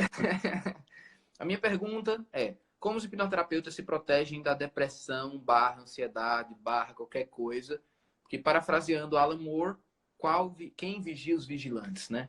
Então, primeiro que a gente faz também hipnoterapia, né? A gente faz auto-hipnose, a gente faz hipnoterapia. Eu já fui atendido 3 vezes com a hipnoterapia para resolver problemas aí que eu tinha na vida e melhorei bastante. O Daniel... é você, Luiz. Agora eu te reconheci. Agora sim. Os hipnoterapeutas, eles também têm problemas. Os terapeutas, médicos, todo mundo tem problema. Então, o que a gente faz? A gente faz auto-hipnose, a gente passa pela hipnoterapia. Eu já passei 3 vezes pela hipnoterapia. 2 vezes aqui na minha cidade, uma vez com o Rafael Kreis, que foi um dos nossos professores, grande amigo nosso. E então, a gente também precisa ir lá e resolver o que a gente tem da nossa própria vida. Agora, às vezes me perguntam assim, tá, mas quando você está atendendo as pessoas, você não absorve toda aquela carga emocional, etc, etc? Olha, eu vou te dizer que... Isso é erro de iniciante. Mas ao mesmo tempo... Isso é erro de iniciante. Porque você tem que criar uma barreira para não poder se influenciar. Não tem que fazer. Você tem que criar uma crosta, uma casca para não pegar isso, senão você se acaba. Tem que fazer. Isso, mas veja só. No meu contexto, no meu caso, aliás, o que acontece? Eu me emociono com a pessoa? Me emociono. Não é que eu estou absorvendo toda a carga emocional, óbvio, né? Todo o lixo dela. Eu me emociono com a pessoa? Sim. Mas por que eu não entro em depressão com a pessoa? Porque no fundo, e aí o que o Daniel estava falando, eu tenho esperança. E qual é a minha esperança? Que aquela pessoa vai melhorar e eu vou me sentir muito feliz junto com ela. Então, o fato de que eu consigo ajudar as pessoas e sei que aquela pessoa, uma hora ou outra, vai melhorar, aquilo me dá esperança. E quando ela melhora, qualquer carga que tenha ficado comigo vai embora junto com o que foi embora dela. Se ela se resolveu, por que eu vou ficar? Se nem é meu, né? Então, a gente faz auto-hipnose, a gente faz hipnoterapia e a gente tem métodos, formas que a gente utiliza para não ficar com essa carga emocional, tá? E aí, o que eu ia falar sobre a parte de contexto, na verdade, de sistema da pessoa. Só uma coisa, quem ficou com pergunta perdida no vídeo anterior, manda de volta aqui, porque a gente está vendo no vídeo anterior, cortou. A gente não se preparou, então manda de volta a pergunta aqui, que a gente tenta responder, tá? Continua aí, Juca. Tá, primeira coisa. A parte do sistema tem a ver primeiro com o sistema... Primeiro, tem 2 coisas. Tem um sistema interno, tá? Que é, por exemplo, depressão. A pessoa, ela faz exercício físico ou ela é altamente sedentária há 25 anos? Por isso. Mas, cara, tem a ver com depressão? Exercício físico? Claro. Claro. Se você não faz exercício físico, como é que aqueles neurotransmissores de prazer, a dopamina, etc., vai começar a ser estimulado no seu corpo? Não estimula, porque você está parado. Existem vários estudos que mostram que, por exemplo, só em a pessoa estar assim o dia todo no trabalho, com o queixo caído, a fisiologia da pessoa muda. Sim. A fisionomia e a fisiologia. Uma coisa está interligada com a outra. Quando a pessoa Então, levantar a cabeça, já vai mudar o estado dela. e isso, claro que não é isso que vai tratar a depressão, né? Mas Sim. isso ajuda a reverberar e a perpetuar. Mas enfim. Alimentação é importante. Alimentação, ia falar, exercício físico, o tipo de alimentação que a pessoa tem. Pô, ela come só miojo, ela foi, sei lá, foi estudar fora e passou 5 anos da faculdade comendo só miojo e Coca-Cola, ela, pô, isso vai facilitar bastante ela ter uma depressão. Porque lembra, o corpo, se ele fica fraco, o que acontece? Isso é importante as pessoas lembrarem. Se o corpo está fraco, o cérebro interpreta que está entrando em, como se diz, em colapso. Então ele vai fazer o quê? Fazer você ficar cada vez mais lento, para você não gastar energia, já que você está em colapso. Eu estou fazendo agora uma dieta brutal. Eu não tomo café da manhã, eu como só um ovo e eu vou almoçar uma salada. Olha só, a pessoa almoçou uma salada às 9 da noite. Ela dormiu a noite toda, passou até 9 da manhã, já são 12 horas, mas ela não tomou café. E ela vai ficar até meio-dia, ou seja, ela virou horas e horas do dia sem colocar nada na boca. O que o cérebro está entendendo? Eu estou perdido na floresta. Eu estou aqui num perigo. Eu vou morrer. Ou seja, baixa a energia ao máximo. Baixa ao máximo, por quê? Vai saber quando vai entrar comida de novo. Então a pessoa começa a se sentir cansada, sem energia, sem vontade. Quer sair? Ah, não, acho que eu vou ficar por aqui. Daqui que a pessoa fala, eu estou deprimida. Então, o que acontece, na verdade? A fisiologia, ela também pode trazer o estado. Isso que o Juca está falando é muito importante. Porque se a pessoa está com uma alimentação ruim, isso muitas vezes o cérebro já interpreta isso, que a pessoa está sentindo como uma depressão. Entendeu? E a pessoa não consegue quebrar esse estado. Então, a fisiologia que ele está falando é muito importante. Entendeu? Que ele falou, a parte da alimentação, a parte dos exercícios, a parte do sono, a pessoa tem uma boa noite dormida, é muito importante. A parte do sono é sim, imprescindível, porque senão a pessoa fica acabada durante o dia. E lembra, 1 hora de sono mal dormida numa noite, você precisa de 3 noites bem dormidas para compensar. A gente precisa disso, precisa dormir. Ah, mas eu sou bonzão, durmo 4 horas por noite. Eu sou um idiota, porque você faz isso e está destruindo seu corpo. Certo? Não adianta, não tem milagre. Até porque o sono, a parte lá do sono REM é que é a parte que faz regenerar muita coisa do nosso corpo, né? Que é a parte que faz uma limpeza. E esse sono REM, ele não é a noite toda. Ele acontece em alguns períodos da noite. Então a pessoa precisa dormir muito bem para ter essa parte de regeneração do que precisa ser regenerado, precisa ser limpado lá dentro, né? E aí a alimentação, exercício físico, falta dele, sono, sol, que tem vitamina, né? Tem o Na fato verdade, o sol não é só pela vitamina, é muito legal. Não, o fato cultural também. Pela curiosidade. Ele desperta curiosidade na pessoa. A pessoa, quando ela está num ambiente fechado, então não está despertando... Você está fechado no escritório o dia todo. Escritório, casa, casa, escritório. O cérebro não está recebendo estímulos novos. Isso. Então não desperta curiosidade e não libera dopamina. Você vai sair na praça, vai ver os passarinhos voando, a velhinha passeando, os cachorros brincando. É coisas novas, você está vendo coisas novas. O que acontece? Está liberando dopamina no cérebro. Entendeu? Então, o sol também é importante pela curiosidade, que vai despertar no cérebro e dopamina, certo? E também pela parte da luz, certo? Que a pessoa está recebendo, está dando vida para a pessoa. Depressão em países frios, em que o sol não aparece muito, é bem maior. Pois é. E aí, o que acontece? Tudo isso está interligado e um bom terapeuta ele precisa fazer uma análise disso tudo. Porque se ele for só naquela historinha, por exemplo, em algum curso básico de hipnose, eu vou aqui só na historinha de achar a emoçãozinha na regressão e acabou. Ele vai falhar a maioria das vezes. Por quê? O que acontece em alguns cursos, pode ser de hipnose, pode ser de PNL, de terapia, Theta Healing, de não sei das quantas aí, eles vão ensinar um método, você faz o método e o que eles fazem? Eles vão dizer, olha, isso aqui funciona mesmo. Eles não vão dizer que não funciona. E aí você vai lá... Não, mas muitas vezes funciona. Muitas coisas funcionam. Não, claro. Funciona. Para muita gente funciona. Mas o que acontece é que eles dizem, funciona. E eles não falam para você olhar a alimentação da pessoa. Eles não falam para você olhar isso, aquilo, exercício. Nada. Eles dizem, ó, esse método aqui vai funcionar e acabou. Eles não dizem quando não funciona. E a pessoa na vida real vai lá e quando não funciona porque ela não notou essas outras nuances da vida do seu cliente que precisa ser ser olhado, trabalhado, observado. E aí uma coisa que é super importante que eu queria falar para terminar essa parte do sistema é o sistema externo, que é, tá, vamos supor que a pessoa estava lá aos 5 anos de idade, alguém chamou de babaca na escola e ali começou um sistema de defesa do subconsciente, o cérebro começou a liberar determinadas coisas por condicionamento, sabe? E por condicionamento, numa próxima etapa da vida, aquilo foi liberado de novo e começou a se repetir e aquilo virou um padrão na vida da pessoa, que mais tarde culmina numa depressão. Tá, ok, a pessoa está em depressão. Muito complicado, vai lá na hipnoterapia. A pessoa chega na hipnoterapia para resolver. Vamos usar um exemplo do adolescente aqui, que é o que acontece muito. O adolescente chega na terapia e a gente vai Perguntaram lá... sobre adolescentes, se ajuda a hipnoterapia para adolescentes em depressão. Pronto, Perguntaram umas duas, três pessoas.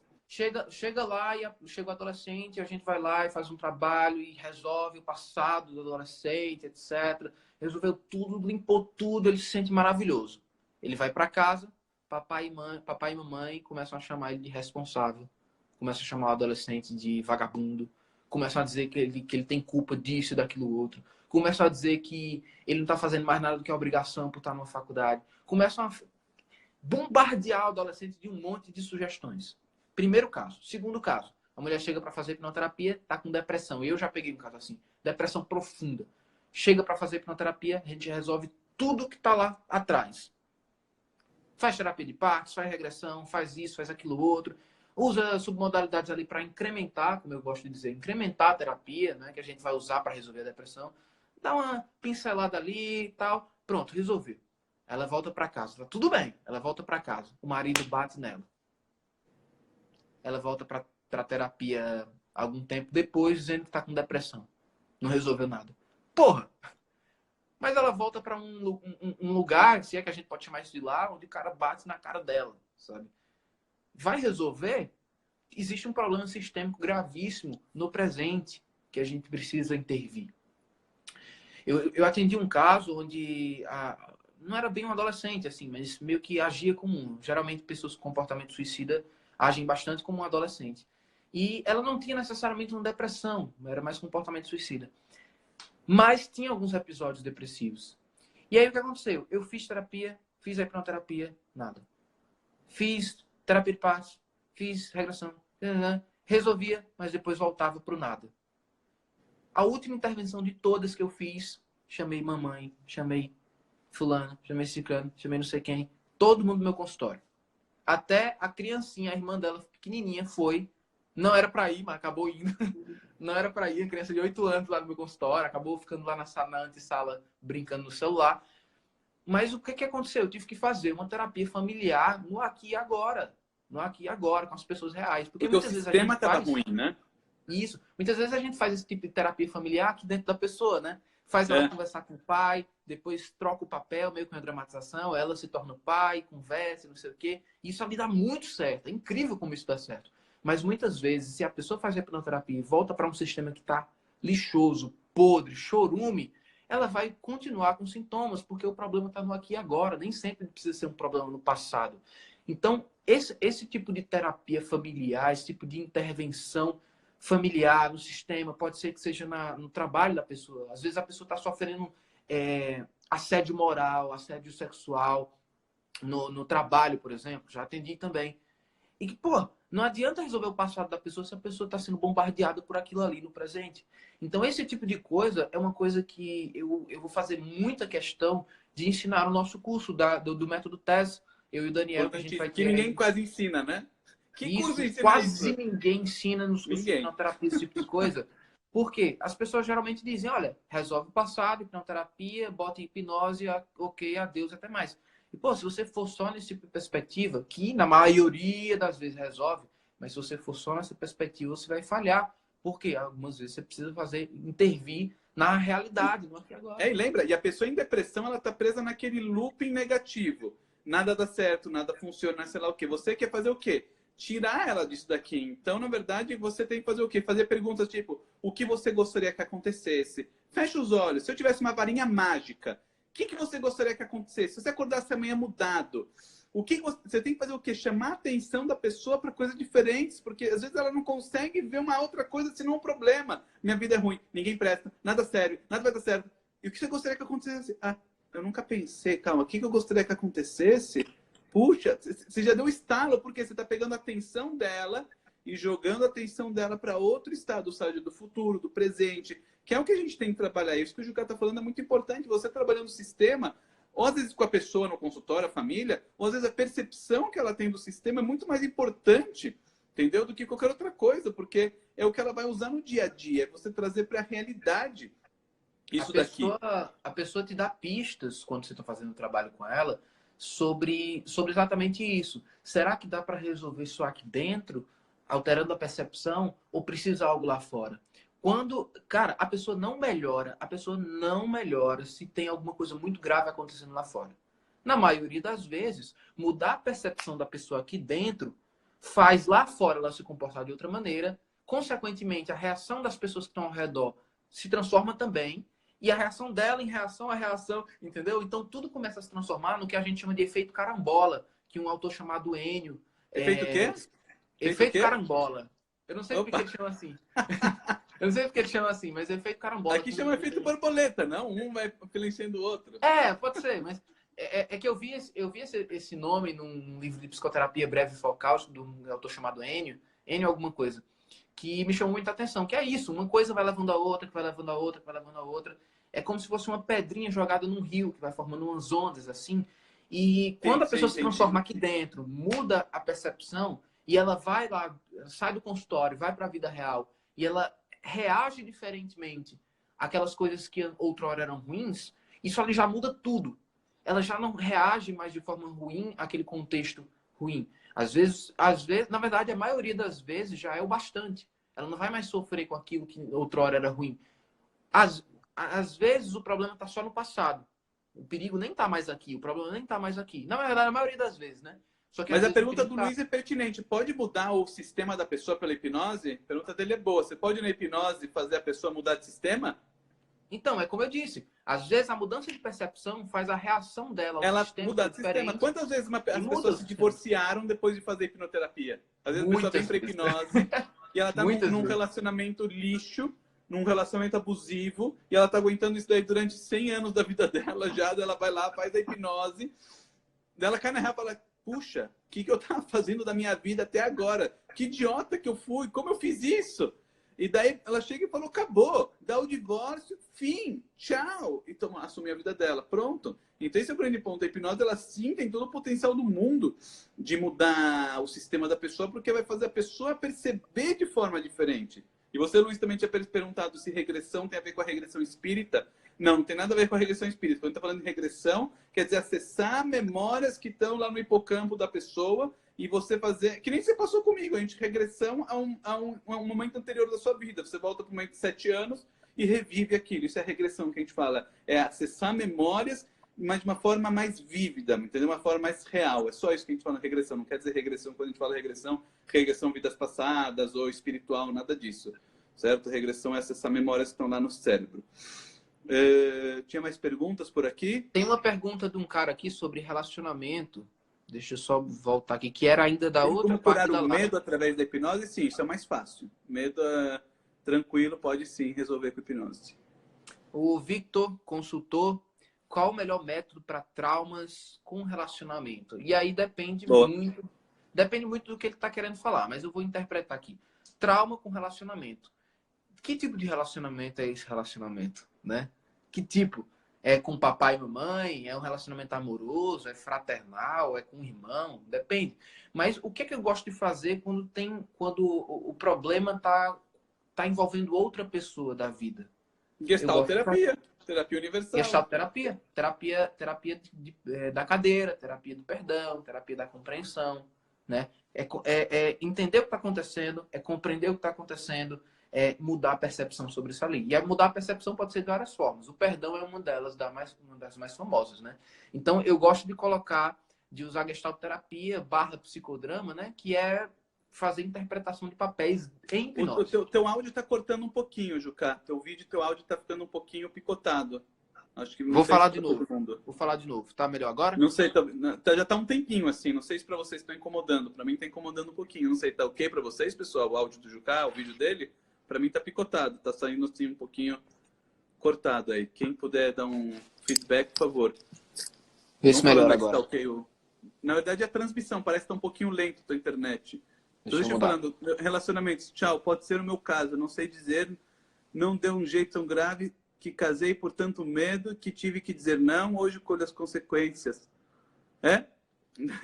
Quando a gente casa por medo e depois vai colher as consequências, é isso que acontece. Mas na hora que nem o Juca estava falando, acho que ele, céu tá entrando, que na hora que a gente vai lidar de relacionamento, eu sempre tenho uma regrinha assim, se o problema envolve outras pessoas, o que a gente tem que fazer em primeiro lugar? E resolver com a pessoa, certo? Então a gente vai fazer o quê? A pessoa problema. João Paulo Jucá vai voltar daqui a pouquinho. A gente coloca a pessoa problema. Ó, falaram que tá tudo ok. O áudio está ok. Agora vocês avisaram. Ele saiu. Tá ok, ele já volta. Então, na hora que a gente vai colocar a pessoa, um relacionamento, a pessoa tá com um problema com o outro. O que eu faço? Coloco a pessoa uma na frente do outro. Vou fazer a terapia, que é o quê? Você entender o lado da outra pessoa. Então, isso que é a gestalterapia é o quê? Você coloca um na frente do outro, vai fazer a pessoa falar o que ela sentiu de problema, de dor, e daí faz a pessoa entrar no lugar do outro, e vai fazer toda a negociação. Bem-vindo de volta. O pessoal falou que estava ok. Valeu. Mas tá bom. E vai fazer essa negociação entre um e outro, certo? E isso daqui acaba relacionando. O que é o problema de relacionamento? É você carregando alguma mágoa, certo? Você carregando alguma coisa mal resolvida que ficou de um relacionamento. Ah, eu tava com meu ex. Isso aqui a gente pega toda hora. É o mais comum, problemas de relacionamentos que ficam. Isso aqui é super comum. Hoje mesmo, eu tava tratando um cara que era problema de relacionamento, ele tá com problemas sexuais, era o problema dele. Relacionamentos, com ex, com sei lá o quê. Pronto, resolvemos isso daí. Era o que impediu o cara de ser feliz aí na vida. Então, isso que era? Você tem que fazer o quê? Tirar aquela coisa ruim que a pessoa está carregando, entendeu? Então, isso é o ponto que a gente vai fazer na terapia. Mas voltando aí para a depressão, Juca, tinha que falar alguma coisa? A gente está acabando o nosso tempo, de mais uns 5, 10 minutos. Vamos isso. lá, pessoal. Esse tipo de percepção sobre a depressão, sobre as peculiaridades de cada caso, seja depressão, seja ansiedade, seja insônia, etc., é uma coisa que a gente vai trabalhar lá no curso do método TESS de hipnoterapia avançada, PNL, neurociência. É importantíssimo para você poder ajudar as pessoas. Não adianta você, né, fazer uma salada mista para tudo. Tem que ter um conhecimento amplo, tem que ampliar as percepções do que é terapia. E a gente juntou tudo isso nesse método, que é o método TESS, e que vai acontecer lá em São Paulo. Eu estou aqui no Ceará agora, o Daniel está em São Paulo. Lá em São Paulo, de 1 a 11 de setembro, ou seja, daqui a um mês. Né? E o insano aí, que acho que é o Luiz, né? Disse que está querendo mudar de profissão. É só se inscrever aí que você já vira um hipnoterapeuta com a gente. Tá? Porque a gente juntou todas as ferramentas. Tem muita coisa que não vai ter nos cursos por aí, por exemplo, dessa forma sistêmica que eu trago da psicologia, da gestalterapia, da minha formação prolongada nessa área, tá? E é isso, porque se a pessoa deseja ser um hipnoterapeuta de sucesso, que ajuda realmente as pessoas, é no método TESS. Eu quero finalizar aqui com um parágrafo legal que o Jaco trouxe. Eu acho que é uma coisa para todo mundo repensar aí, que é muito legal. Ele falou que a depressão não está simplesmente crescendo no vácuo. Jaco fala, está crescendo na cultura que diz, você tem liberdade, pode fazer o que você quiser. Ou seja, hoje em dia a gente está num mundo que está tudo muito livre, muito aberto. É legal isso, pensa. Há 100 anos atrás, quando a vovó tinha que ir até 2 quilômetros, 4 quilômetros até o rio para pegar água e para lavar a roupa lá no rio e voltar. Não tinha ninguém se matando, não tinha ninguém se suicidando, não tinha ninguém em depressão, que tinha que lá ordenhar a vaca. Toda aquela época lá de trás, sei lá, 200 anos atrás. O pessoal estava lá vivendo duro, mas vivia. Hoje que a gente tem todas as comodidades do mundo, a gente tem água encanada, tem privada, você pode pedir iFood, você chama, já tá comida, você pode falar com a China em 1 segundo. A gente está aqui fazendo live, tinha aí 30 pessoas quase, todo mundo aqui no celular, deitado na cama, vendo aí a aula. Ou seja, como pode ser que com essas facilidades todas as pessoas estão deprimidas? Pelo contrário, a ideia seria, se você tem tanta opção, tanta coisa, você tem um mar de felicidade na sua frente. Antes a pessoa não tinha. Tinha a vaca, a galinha e nada. Certo? E tinha, às vezes, um livro que ela tinha para ler. Hoje você tem tudo. Você tem Netflix, você tem vídeo, você tem tudo. Você tem um mundo na tua mão. Você tem no seu celular o mundo todo. Então, por que as pessoas têm depressão? E olha que legal que ele fala. Isso aqui é uma coisa a refletir. Não, interessante isso. Porque, pensa, as pessoas não tinham isso. Hoje em dia tem muito mais. Está crescendo cada vez mais em países. Quanto mais o país está moderno, mais aberto, Estados Unidos, tudo, os níveis de depressão são altíssimos. Então ele fala, Iapo fala, a depressão ela cresce na cultura que diz você tem liberdade e pode fazer o que quiser, mas ela não ensina as pessoas como tomar as decisões de forma responsável. Não é você tem muitas opções. Você entra num lugar e você tem 1 milhão de opções e você não sabe qual decisão tomar, você fica... o que eu faço? Isso aqui deixa você meio que tonto. O que eu faço? Então a gente está hoje em dia num mundo que a gente tem muitas coisas, certo? E as pessoas não sabem o que fazer. E ele traz uma frase justa de Viktor Frankl, né? De novo, nosso Viktor Frankl, ele está aparecendo aqui por algumas vezes. E ele fala interessante. Ele fala, a costa leste, lá no Nova York, tem a Estátua da Liberdade. E Viktor Frankl fala, mas a costa oeste deveria ter a Estátua da Responsabilidade. Que não adianta a gente ensinar para as pessoas, você pode fazer tudo, você é livre, você manda na sua vida, você faz o que você quiser e você não ensina como você fazer isso. Qual é a forma responsável? Quais são as prioridades? E isso é muito importante na hora que a gente vai construir a identidade da pessoa. Na hora que a gente vai trabalhar em depressão, lembra sempre daquela do níveis neurológicos e DILTs, certo? Que são as coisas que realmente fazem a mudança na pessoa, espiritualidade, identidade. A gente sempre vai trabalhar lá em cima, nessa parte mais, como se diz, importante para a mudança da pessoa. Então, na verdade, ensinar a pessoa como ela toma decisões é muito importante no tratamento. Porque se ela vai tomar mais decisões, ela não vai conseguir tomar decisões corretas, ela vai ter todas as opções, vai ficar tonta, e ela vai ficar com muita liberdade e aquele na vida dela que não vai fazer sentido nenhum. Por isso tanta gente vem pra gente no consultório e fala, eu não vejo sentido na vida, para que eu vivo, para que eu existo, não sei, não tem sentido a minha existência. É isso. Você tem muita liberdade e não tem responsabilidade. Sou livre e responsável, né? Isso. Sou livre e responsável. Isso faz parte aí da reeducação. Então, pessoal, acho que por enquanto o nosso tempo deu, certo? Chegamos aqui nas 10 horas da noite. Certo? Foi um grande prazer estar com vocês. Está todo mundo muito bem-vindo aí para o curso que vai ter de hipnoterapia do básico avançado em setembro, que o Juca falou. Vamos passar aí conteúdo que não tem aí em outro lugar. Vai ter aí para o pessoal se formar de forma incrível para ser hipnoterapeuta de qualidade, de excelência, com certificação internacional da NGH. Está todo mundo muito bem-vindo. Vai ser um grande prazer. Já estamos aí com as vagas bem cheias. E vai ser um prazer estar com vocês aí pessoalmente e poder passar todo o conhecimento. Me perguntaram aqui se dúvidas, tem... pode mandar pra gente quem quiser terapia, quem vai querendo, o pessoal falou aí, tô querendo me suicidar, tô querendo depressão, ansiedade, manda pra gente no privado, a gente tá aqui no Instagram, vocês têm nosso contato, o meu é Daniel_Stein_hipnose, certo? Isso daqui é do Instagram, tem Daniel Stein Hipnose no Google, coloca aí, vai sair minha página em qualquer lugar. E do Jucá também, coloca João Paulo Jucá Hipnose, sai no Google, a gente está no Google aí nas primeiras páginas, Isso. É tranquilo. Então, quem que precisar de ajuda, sabe o endereço para procurar. Quem tiver numa outra cidade, não tem como vir em São Paulo, ou ir para o Ceará, a gente indica, não tem problema. Lembrem, vocês podem contar com a gente no que precisar, dúvidas. Tem um monte de dúvida que veio, não deu para responder tudo, certo? Qualquer coisa, pode perguntar para a gente no privado, certo? Se não deu para responder aqui porque está corrido o tempo, manda no privado que com o maior prazer do mundo a gente responde. A gente está aí para ajudar. Essa é a nossa missão, é ajudar as pessoas, fazer o bem e ajudar o mundo a ficar um lugar menos deprimido. Isso. Um lugar mais feliz, mais colorido e mais maravilhoso.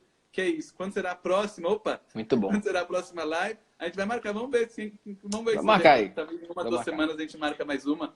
Vocês têm sugestão de tema? Quem tem sugestão de tema, manda. A gente já fez de ansiedade, certo? Da última vez. A gente agora fez de depressão. Quem tem sugestão de tema, manda aí. Vai ser muito bem-vindo. É legal a sugestão de vocês. Mandem a sugestão. É o mais legal, né? Na verdade. É o mais legal quando mandam sugestão. Sugestão é bom, né? Porque daí... A Júlia perguntou se tem método TES no Nordeste. Olha, Júlia, a gente acredita que em São Paulo é o ideal, porque a gente tem pessoas de vários lugares, né? De vários estados e tudo que vão fazer o curso. Vai vir gente São da Paulo... Bahia, vai vir gente do Rio, vai vir gente daí Do Ceará. Onde é o Gesarias? Não lembro. Vai ter um jeito de todo lugar do Brasil. Tem eu do aí, Ceará, né? Então, acaba sendo mais central, a passagem fica mais barata, porque sair de qualquer lugar do Brasil para São Paulo é mais barato, por ser mais uma cidade mais importante, etc., aquela coisa. Então, acaba sendo mais central e um curso dessa magnitude, acredito que seja o ideal ser em São Paulo. E outra, parafraseando o Cláudio Lara, que foi, né, meu professor de Master Practitioner em PNL, quer dizer, quando acontece em São Paulo e a pessoa se desloca do lugar onde ela vive para lá, isso já é uma grande coisa. Porque já está causando uma mudança na vida dela, ela ter que se deslocar, né? Já tira ela da zona de conforto. Então, quem deseja se tornar um hipnoterapeuta, dá o seu jeito, vai para São Paulo. Eu, como instrutor, estou indo para São Paulo, por que você não pode ir? O pessoal não viaja para a Europa para se formar numa pós-graduação, o pessoal não viaja para o Japão, o pessoal não faz 5 anos de faculdade e mais tantos de residência para se tornar um médico. A pessoa pode fazer uma viagem para São Paulo e gastar 11 dias da vida dela para se tornar um bom profissional de hipnose, certo? Não é o fim do mundo, certo? Tanto na parte de dinheiro quanto na parte de qualidade. É uma coisa que tem que se dedicar, não tem que fazer. Assim como o cliente tem que se dedicar para vir fazer a mudança, não tem depressão que vai resolver se a pessoa não quer. Me cure da depressão pela hipnose, faça assim, salabim, e eu vou virar uma pessoa melhor. Não tem isso. É a pessoa o quê? Querer mudança, querer transformação. Mesma coisa. Quem quer se tornar hipnoterapeuta, mesma coisa, meu cara. Tem que vir, tem que fazer, tem que se dedicar e tem que se esforçar, que nem o caminho que a gente fez. Acho que muita leitura, muito estudo, muita prática, muito suor, muita dedicação e estamos aí, de manhã até de noite, dando nosso corpo e nossa alma para coisa, porque é assim que você se torna uma pessoa boa no que você faz. Então é isso, tá bom? Muito bom, agradeço a todos. Na próxima turma, claro, você é muito bem-vinda, certo? Muito bem-vinda. E o tema, ele falou excesso nas redes sociais. Excesso é legal, um tema legal. Excesso em geral, excesso de tecnologia, excesso do que for. Legal, um vícios, tema bacana, né? pode pensar. Vícios. Bacana, legal. Tá bom, pessoal? Então, ótima noite. Um grande prazer. Prazer estar grande com prazer, vocês. pessoal.